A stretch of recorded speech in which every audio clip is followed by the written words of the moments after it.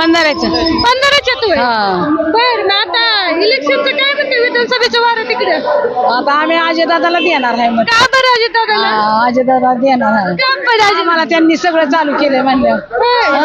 त्यामुळे दादा मग आता दादा आमदार होणार का बरं? ते आमचं नशीब. होय. मग काय मग पण तुमचं मत कुणाला?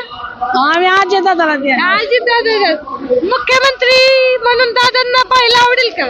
आवडेल की, होय. लय आवडेल. मग आता काय करायला लागेल आपल्याला? आता काय करायचंय? काय आता काय करायचंय ते करणार आम्ही. आजीचं असं मन आमचं मन.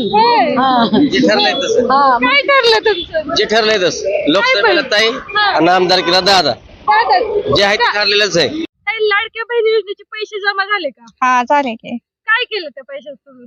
घेतले संसारात, मुलाबालांना खाया हे आणलं. होय. हा इथून पाठीमागं तुमच्या अकाउंटला पैसे येत होते किंवा असं कुठल्या योजनेत तुम्हाला लाभ भेटला होता का? नाही भेटलेला. मग अकाउंट होतं का तुमचं इथून पाठीमागं? हा होतं, पण असं कधी भेटले नव्हते पैसे.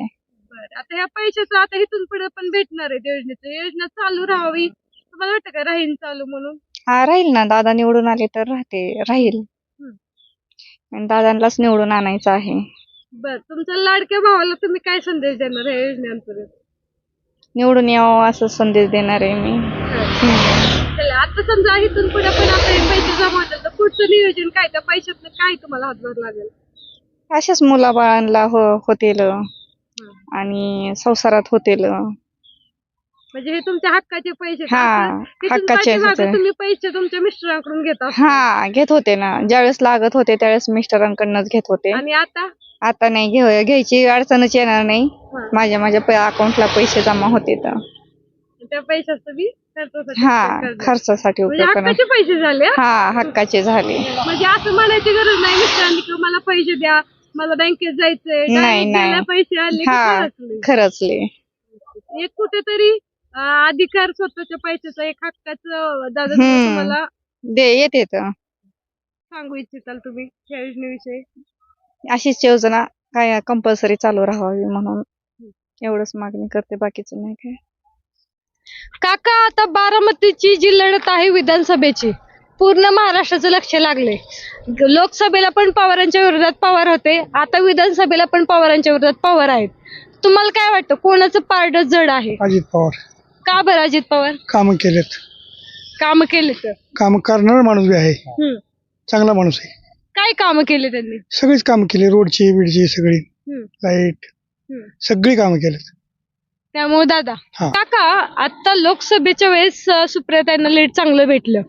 कुठेतरी अजितदादांनी पवार साहेबांना सोडल्यामुळे जनता नाराज होती. तर आता विधानसभेला तसं होईल का? नाही म्हणून का बर? अजित पवारला जाणून. अजित पवारच येणार. तुमचं काय मत आहे विधानसभेला कोणाचं पारड जड आहे? अजित पवार. का बर? अजित पवार सगळीकडे विकास भरपूर केलेला दादांनी. त्यामुळे दादा. पण कुठेतरी काही अशी नंतर जनता नाराज आहे की त्यांनी पवार साहेबांना सोडले त्यामुळे ते नाराज आहे. जनता थोडीफार नाराज आहे, पण तरी दादाच. पण आता पवार साहेबांकडून योगेंद्र दादा आहेत तुतारीकडे. जसं लोकसभेला झालं तसं विधानसभेला झालंच तर नाही होऊ शकत. नाही होऊ शकत. कंपनी दादा. दादाच. विधानसभेची आता निवडणूक आहे, पवारांच्या विरोधात पवार आहेत, पूर्ण महाराष्ट्राचं लक्ष आहे. तुम्ही कसं पाहता ह्याच्याकडे?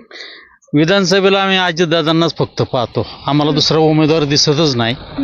कारण हा जो विकास झाला आहे हे समोरच तुमच्या बघा, पोलीस उपमुख्यालय बारामती, बरामपूर, कुठल्याच तालुक्यात असा विकास झालेला नाहीये.